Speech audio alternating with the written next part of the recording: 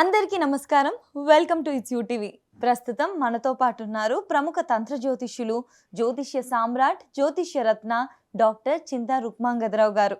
July 27న మనకి శని వక్ర సంచారం అవ్వనుంది. మరి దీనివల్ల ద్వాదశ రాశుల వారికి కూడా ఎటువంటి ప్రభావం కలగనుంది, ఎవరికి చాలా మంచి జరగబోతుంది, ఎవరు ఎటువంటి జాగ్రత్తలు తీసుకోవాలి, పరిహారాలు ఏంటి, ఇవన్నీ కూడా గురుగారితో మాట్లాడి వివరంగా తెలుసుకునే ప్రయత్నం చేద్దాం. అంతకంటే ముందు ఇటువంటి ఆధ్యాత్మికపరమైన వీడియోస్ కోసం ఇప్పుడే మన ఛానల్ని సబ్స్క్రైబ్ చేసుకోండి. నమస్కారం గురుగారు. మాతృదేవోభవ, పితృదేవోభవ, ఆచార్య దేవోభవ. ఓం నమో మాందీశ్వరాయ నమః. అందరూ బాగుండాలి, అందరికీ మంచి జరగాలి. గురుగారు, ఇప్పుడు ద్వాదశ రాశిలో చివరి రాశి మీనరాశి. మీనరాశి వారికి ఎలా ఉండబోతుంది గురుగారు ఈ శని వక్ర సంచారం? మీనరాశి వాళ్ళకు జన్మంలోనే శని వక్రము, జన్మంలో ఉన్న శని గురువు చూస్తున్నాడు, అది మంచిది. శుభ అశుభ మిశ్రమంగా ఉంటుంది. అంటే మంచి చెడులు రెండు ఉంటాయి. ఈ రాశిలో 3 నక్షత్రాలు ఉన్నాయి. రేవతి నక్షత్రము, ఉత్తరాభాద నక్షత్రము, పూర్వాభాద నక్షత్రము.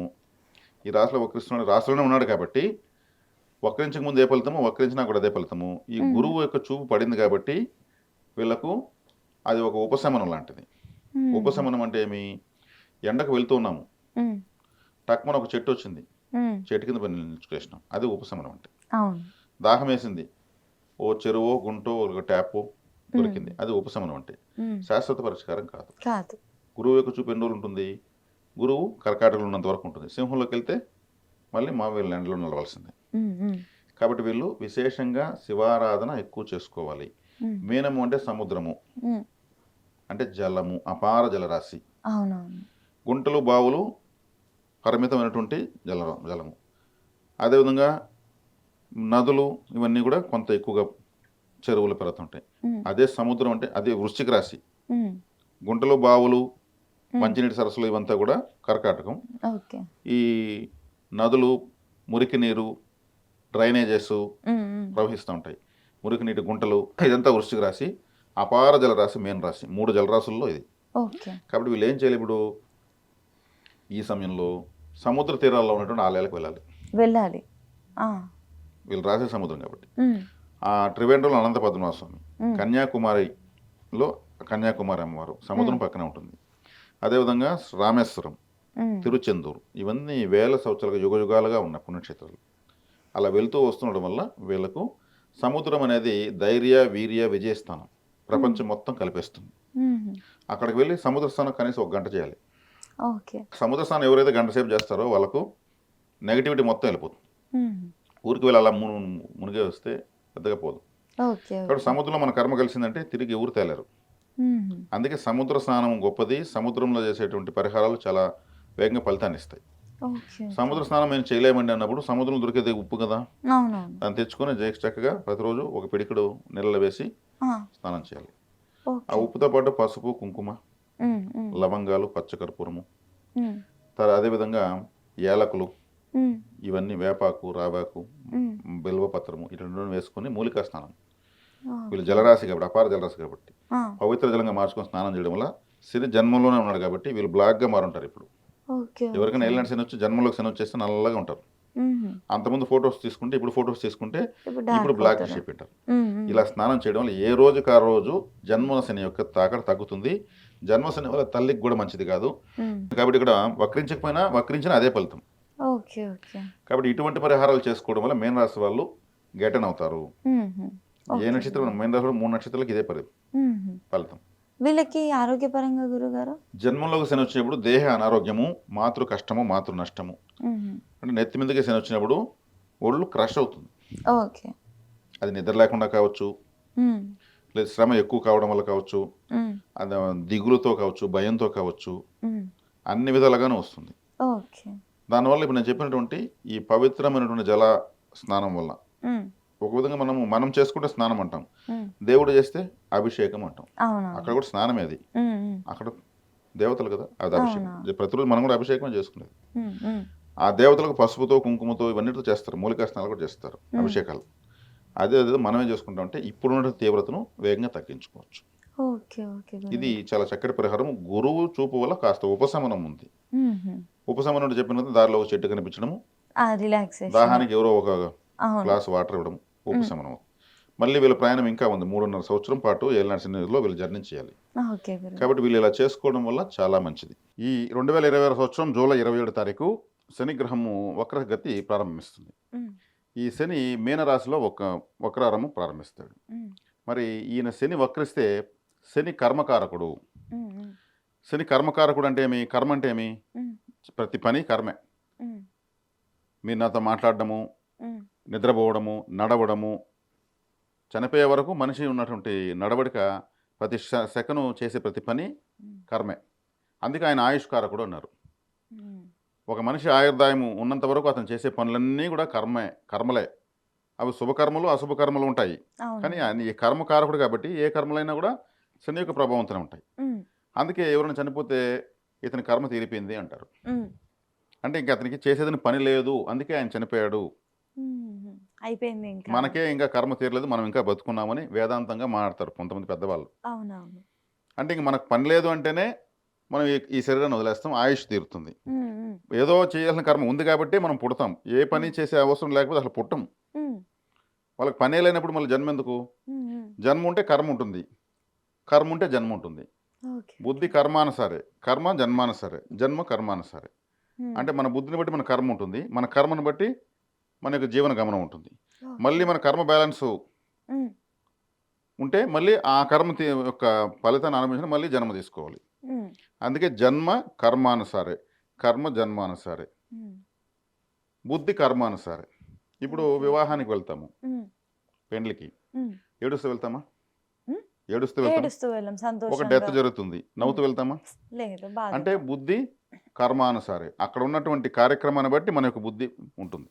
Okay, okay. అవును గురుగారు. అక్కడ ఉన్న ప్రోగ్రామ్ ఏంటి, ఆ ప్రోగ్రామ్ తగిన విధంగా మనం బిహేవ్ చేస్తూ వెళ్తాం. అంటే మన యొక్క బుద్ధిని బట్టి ఆ కర్మనే జరుగుతూ ఉంటుంది.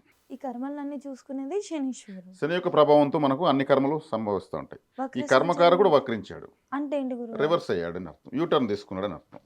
ఓకే, ఇప్పుడు వక్ర సంచారం అంటే రిటర్న్ వెళ్తుంది. మళ్ళీ వెనక్కి తిరుగుతాడు. Okay, okay. వక్రము అంటే వెనక్కి వస్తున్నాడు అని అర్థం. ఇంగ్లీష్లో చెప్పాలంటే యూటర్న్, రివర్స్. మ్మ్. మరి కర్మకారకుడు రివర్స్ అయితే ఏముంటుంది? మ్మ్. ఇప్పుడు మనం చేస్తున్న పనుల్లో మనం ఏదో మర్చిపోయినాము, మళ్ళీ వెనక్కి తిరిగి మళ్ళీ ఆ పని చేసుకురావాలి. ఇప్పుడు కొద్ది దూరం వెళ్తాము, కీస్ మర్చిపోతాము, మ్మ్. లేదా ఒక ఫైల్ మర్చిపోతాము, ఇంటికి మళ్ళీ తిరుక్కొని వచ్చి ఆ ఫైల్ ఎత్తుకెళ్తాం కదా. మ్మ్. సేమ్ అట్లే శనేశ్వరుడు కూడా సంవత్సరానికి ఒక 5 నెలలు వక్రిస్తూ ఉంటాడు. 5 monthsకి ఒకసారి. సంవత్సరానికి 5 నెలలు ఓకే. కనీసం 4 నుంచి 5 నెలలు ఆయన వక్రంలో ఉంటాడు, ప్రతి సంవత్సరం ఉంటాడు. మ్మ్. అది ఏ రాశిలో ఉంటే ఆ రాశిలో వక్రిస్తాడు. మ్మ్. ఈ వక్రగమనం ఎలా స్టార్ట్ అవుతుంది? సూర్యగ్రహం నుంచి 5 స్థానం నుంచి 9వ స్థానం మధ్యలో అవుతుంది. సూర్యుడి నుంచి 5వ రాశి నుంచి 9వ స్థానం రాశి వరకు వక్రగమనాలు ఉంటాయి. మ్మ్. గురువుకైనా, కుజుడికైనా, శనికైనా. మ్మ్. ఇంకా బుధుడు, శుక్రుడు ఆయన కూడా తిరుగుతూ ఉంటారు, మ్మ్. వాళ్ళ క్యాలిక్యులేషన్ వేరే ఉంటుంది. ఈ 5 గ్రహాలు వక్రిస్తూ ఉంటాయి. రాహుకేతులు పర్మనెంట్గా వక్రంలో ఉంటారు, మ్మ్. రవిచంద్రులకు వక్రగతి లేదు. మ్మ్. ఇది వక్రం యొక్క వివరాలు. ఇప్పుడు ఓకే. కర్మకారుడు వక్రించాడు అన్నప్పుడు ఏం చేయాలి? సూర్యుడు యొక్క శనిగ్రహం యొక్క కారకత్వాలు ఏంటి? మ్మ్. నడక, మ్మ్. వాకింగ్ చేయడం శనేశ్వరుడు. అంటే కాళ్ళు అంటే శనేశ్వరుడే. మ్మ్. చెప్పులు, మ్మ్. షూస్ కావచ్చు, ఇంకేదైనా చెప్పులు కావచ్చు, శనేశ్వరుడే. మ్మ్. చీపురు కట్ట ఆయన ఆయుధం. మ్మ్. చీపురు కట్టను కూడా ముందుకి వెనక్కి వక్రం చేస్తేనే శుభ్రం అవుతుంది. అవును. ఆలయమైనా, హాస్పిటల్ అయినా, మ్మ్. ఇల్లైనా అవును. అదే ఆయన ఆయుధం. అదేవిధంగా శనేశ్వరుడు నలుపు రంగు సూచిస్తాడు, బొగ్గులు సూచిస్తాడు. మ్మ్. అందుకే మన సింగరేణి బొగ్గు కార్మికులంతా కూడా శని యొక్క ప్రభావంతో అక్కడ కార్మికులు అవుతారు. శని యొక్క అనుగ్రహం ఉంటే అటువంటి వాటిలో జాబ్ వస్తుంది. మ్మ్. ఇంకా ఈ లెదర్ బిజినెస్, చెప్పుల బిజినెస్, మ్మ్. తర్వాత ఎత్తుకుంటే ఇంకా కర్షక కార్మిక వర్గాలు, కష్టపడి పనిచేస్తున్న వాళ్ళు అందరూ కూడా, మ్మ్. సమాజంలో ఓట్లు వేసే వాళ్ళంతా కూడా శని ప్రభావంతోనే ఉంటారు. ప్రజా తిరుగుబాట్లు, మ్మ్. ఇవన్నీ కూడా శనేశ్వరుడే. ఓకే. ఇన్ని కారకత్వాలు ఉంటాయి. మ్మ్. మరి ఆయన వక్రించాడినప్పుడు ఏమవుతుంది? కర్మ అన్నాను కాబట్టి, అంటే వృత్తికారకుడు. కర్మ అంటే వృత్తి కూడా వస్తుంది. మ్మ్. వృత్తికారకుడు కాబట్టి చేస్తున్న వృత్తిలో వీళ్ళు ఆలస్యాలు ఎదుర్కొంటారు. ఇప్పుడు పెట్టిన పెట్టుబడులు కొంతమందికి బ్లాక్ అవుతాయి, మ్మ్. కొంతమందికి కర్మ అంటే వృత్తి కోసం చేసే ప్రయత్నాలు ఆలస్యం అవుతాయి. రివర్స్ సైడ్ కాబట్టి కర్మకారకుడు. మ్మ్. ఇలా పలు రకాలుగా వాళ్ళ వాళ్ళ ద్వాదశ రాసులను బట్టి వాళ్ళకు ఉంటాయి ఫలితాలు. కొంతమంది బై బర్త్ పుట్టినప్పుడు మ్మ్. 1970లోనో 80లోనో 90లోనో 2000 సంవత్సరంలో ఎంతోమంది పుడతారు కదా, ప్రతి సెకండ్ అవునవును. పుడుతుంటారు. వాళ్ళు పుట్టినప్పుడు శని వక్రంగా ఉన్నప్పుడు పుట్టుంటే, ఇప్పుడు శని వక్రించాడు కదా, ఇప్పుడు బాగుంటుంది వాళ్ళకు. ఆపోజిట్ ఉంటది. అంటే వక్రంగా ఉన్నప్పుడు పుట్టిన వాళ్ళకు శని ప్రతి సంవత్సరం 5 నెలలు వక్రిస్తాడు కాబట్టి 5 నెలలు బాగుంటుంది. ఓకే. వాళ్ళ పుట్టిన జాతకంలోనే వక్రంగా ఉన్నాడు. ఇప్పుడు మ్యాథమెటిక్స్లో మైనస్ ఏమవుతుంది? ప్లస్. ఇక్కడ వాళ్ళు పుట్టినప్పుడు వక్రంగా ఉన్నాడు, ఇప్పుడు గోచరంలో వక్రంగా వచ్చాడు, వక్రం ఏమవుతుంది? సక్రం అవుతుంది. ఓకే. కాబట్టి ఇక్కడ వక్రమైతే అంతా చెడు జరిగిపోతుంది కదా. శనేశ్వరుడు ఎప్పుడు చెడు చేయడు, మర్చిపోయిన దాన్ని మళ్ళీ గుర్తు చేస్తాడు, నేర్పిస్తాడు. ఒక కౌన్సిలర్ అయినా, ఒక ట్రైనరు, ఒక జీవితాన్ని ఇచ్చేటువంటి గ్రహం. గ్రహాలన్నీ జీతం ఇస్తాయి, శనేశ్వరుడు ఒక్కడే జీవితాన్ని ఇస్తాడు. జీతాన్ని ఆయన ఇవ్వడు, అందుకే భయపడిపోతారు ఆయన అంటే. జీతం తాత్కాలికమైనది, జీవితం శాశ్వతమైనది. కాబట్టి శాశ్వతమైనదే ఇస్తాడు. అందుకే కలిగించే దాంట్లో శనేశ్వరుడు అంతటి వాడు లేడు, కష్టపెట్టే దాంట్లో కూడా ఆయన మించిన వారు లేరు. కష్టపడాలంటే ఎవరికైనా భయము, సుఖమే కావాలనుకుంటారు. కాబట్టి ఆ సుఖము ఎలా వస్తుంది? కష్టే పలి, no pain no gain. Flyover ఇలా అనుకుంటే ఇలాంటి అయిపోతుందా? మనం కష్టపడి వేస్తే ఫ్లైఓవర్ ఇట్లా పోయేది, ఇట్లా దాటేస్తాం. ప్రతి ఒక్కరి జీవితానికి ఒక ఫ్లైఓవర్ వేయాలంటే ఆయన వేస్తాడు. మిగిలిన గ్రహాలు ఏమరుస్తాయి, నీకు ఇట్లే ఉంటుంది లైఫ్ అంతా ఎంజాయ్ చేసుకో అనేసి, డబ్బులు అనవసరం పోతాయి.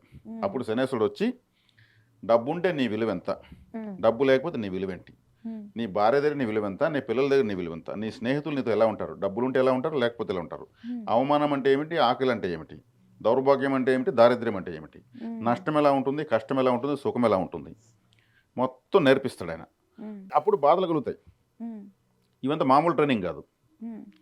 కాబట్టి అప్పుడు ఏమవుతుంది, మనిషి అన్ని బాధలకు ఒక నిప్పులో పెట్టి ఒక ఇనుప ముక్కను కాల్చి కొట్టి మంచి ఆయుధంగా తయారు చేసి, పదునైన ఆయుధంగా తయారు చేసి సెట్ అవుతుంది, అలా చేసేస్తాడు.